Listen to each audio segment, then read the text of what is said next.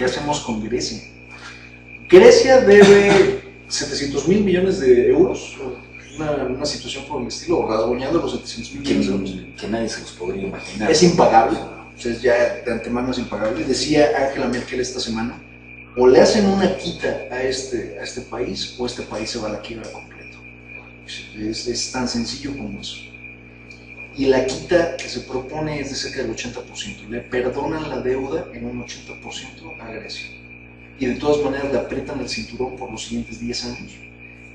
Disciplina absoluta fiscal, prácticamente los auditores serían de la Comunidad Europea para estar revisando todas las finanzas de Grecia. Y hay varios golpes fuertes a la población. De los 28 países que conforman la eurozona, 12 de los líderes se van a reunir en Bruselas la próxima semana para determinar qué va a suceder con Grecia.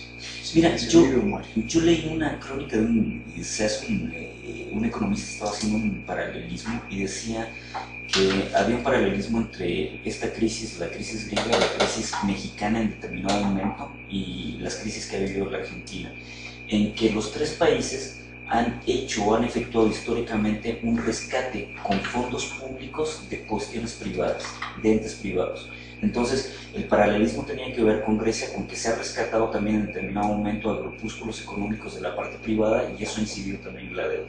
Y aquí en México era la condición del FOBAPROA, donde pasa deuda pública, parte de esta deuda privada, ¿no? La absorbe el gobierno y la población lo resiente. Entonces, lo que están diciendo los griegos, en cierta medida también, es que no les gusta que el primer ministro en Grecia esté hablando de recortes presupuestarios, porque lo que muchos están diciendo, esta deuda no la generamos estrictamente nosotros, sino también es este contubernio histórico entre la clase política y algunos grupos empresariales importantes que en determinado momento lo que hacen es crear pasivos de todo tipo, ¿no? Y el Estado a la hora de la hora tampoco puede responder. Entonces ahora tienen entre la espada y la pared y no les ha caído esto que tú señalas de tenerlos amarrados 10 años con recortes, no les cae muy en gracia a la población en general, ¿no?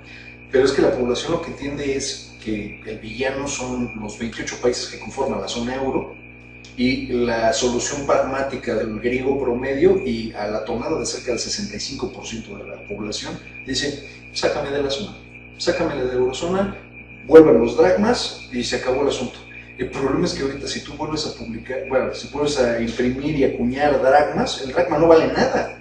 Entonces puede verdaderamente un país en pleno siglo XXI sobrevivir aislado de una zona que primero lo cobijó, le dio para crecer y ahora podría vivir completamente aislado. No, ninguno, veamos el caso cubano que fue bloqueado ampliamente, sufrieron ampliamente. Pero una vez que la Unión Soviética dejó de tener intercambios y asistencia sobre ellos, sufrieron y han sufrido mucho, ¿no? Ahora están como viendo el otro lado de la orilla con una salida que no sé si va a ser positiva, que es la cuestión de esta nueva vínculo de relaciones con Estados Unidos, ¿no?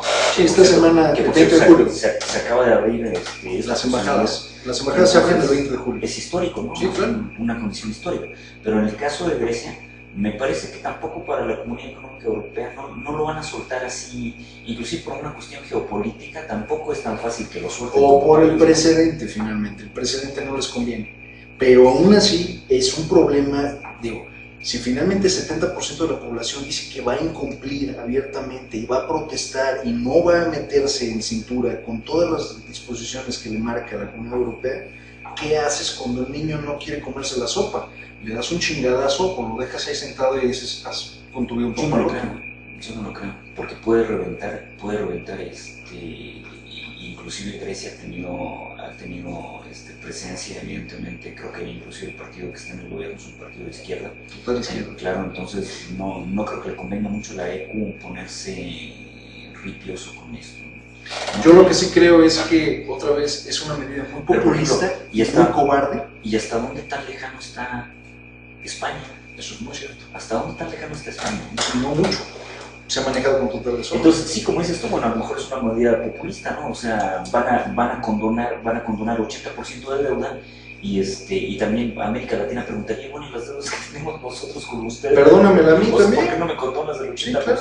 Perdónamela a mí también. Imagínate condonar el 80% de cada una de las deudas latinoamericanas, le quitas el pie encima, porque hemos tenido el pie encima durante mucho tiempo. Efectivamente. Pero finalmente aquí es un hermano, vaya, le ayudas a tu vecino a pintar su casa sabiendo que es tu vecino, que no te afecta de alguna u otra forma, pero que teniendo la casa bien pintada te ayuda también a que tu calle se vea bonita. Y que no te afee, ¿no? No te afea la No pierda plusvalía al final tu zona. Lo que es un hecho es que de no rescatar a Grecia estaremos en vísperas de una crisis mundial. Es una primera recesión verdaderamente desastrosa para el siglo XXI. Por eso también lo están pensando.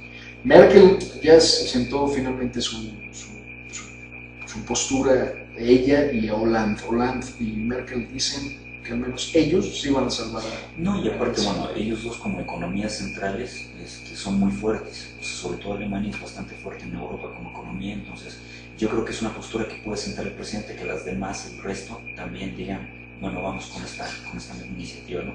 Lo otro que podría ser, que digo, no está con el euro, pero está dentro de la ECO, que es Inglaterra, que la Gran Bretaña también acceda a este tipo de negociaciones, ya serían 3 países muy fuertes, ¿no? Porque en el caso de que España se adhiera o no se adhiera, digo, es un piojo más en la... Pues España no es tan importante, no es tan fuerte. Prácticamente ahorita el 70% de los ingresos de España vienen indirecto o directamente del turismo. O sea, ya en este punto no lo hay, no hay condiciones de competitividad. Será interesante verlo. Nunca me he dado la tarea. Yo sé que Grecia es un país ampliamente turístico, pero ¿qué otra industria tiene? O sea, son agropecuarios. Y pesquera en ese sentido es gigantesca. Pero también en agricultura, lo que exportan ellos prácticamente es carne. Y por ejemplo, ya no son grandes exportadores de armas como lo fue con Aristóteles. Que Aristóteles Onassis tenía... Porque incluso durante la época de Aristóteles Onassis, sí es interesante que lo digas. Onassis podemos llamarlo, el primer gran ultramagnate del siglo XX. Sí. A través del correr armas a todo el mundo. Se terminó tirando a la yaqui. Si usted quiere conocer más de la historia de Onassis, Onassis es un buen paralelismo, el Señor de la Guerra, la película esta de Nicolas Cage. Sí. Es un muy buen paralelismo de qué es Onassis. Porque mucha gente pensaba que era el magnate naviero y entrecomillado.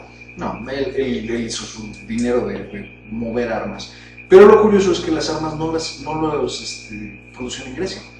Él movía armas desde la Unión Soviética, cuando todavía estaba como Unión Soviética, las sacaba a cuentagotas. Interesante. Pero lo que sacó fueron productores, fueron expertos maestros de las armas y los colocó en lugares estratégicos. Y estos son muy interesantes porque una de estas industrias todavía existe hoy en día. Hay una marca que se llama Grand Power, es una marca fabricante de rifles, pistolas, escopetas, ametralladoras y de todo. La fábrica quedó establecida en Eslovenia, en República Eslovaca. Y ahorita Eslovaquia es una de las directas competencias con República Checa. Son los dos fabricantes de armas pequeñas más grandes del mundo. Y bueno, los checos son muy famosos, ¿no?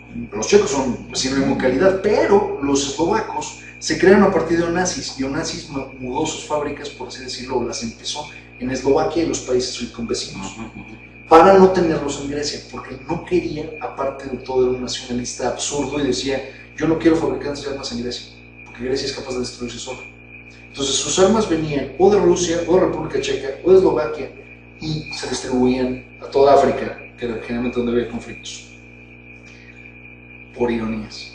Ya veremos qué pasa con los griegos, porque sí, los griegos no producen absolutamente nada. Nada de forma, nada como otros países. Yo creo que hasta los italianos ya se han vuelto mejores en eso. Es que es un país que se ha quedado en el atraso. Incluso en alfabetismo, Grecia tiene un rezago verdaderamente peligroso en educación. Y qué increíble, ¿no? Porque es como la madre de la cultura, ¿no? Al menos de la cultura occidental, ¿no? Y ve, sin embargo, Grecia tiene un paralelismo muy marcado con México como cultura. Es una cultura muy familiar, es mucha bulla, es mucho un círculo cerrado, muy paternalista, los hijos se quedan en casa, muy parecido a México y al mismo tiempo muy parecido a la rusa. Son tres culturas que se parecen, que comparten una forma y un estilo, y que ese estilo es retrógrado para condiciones de competitividad. Son países simuladores, somos gente que está tan involucrada en su nicho familiar que pierde oportunidades, pierde perspectivas y que se atrasa, que se enraiza mucho en la zona donde está. Y bueno, ya veremos qué pasa con Grecia, pero es un problema muy grande. Estoy de acuerdo. Por nuestra parte, esto fue todo en esta semana. Yo doy gracias, como siempre, a mi amigo Carlos Barra. Yo también, a mí me quedó Alvarado.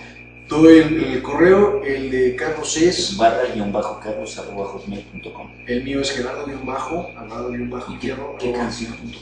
Este también es de Sting, se llama Every Breath You Take, todavía cuando era The Police.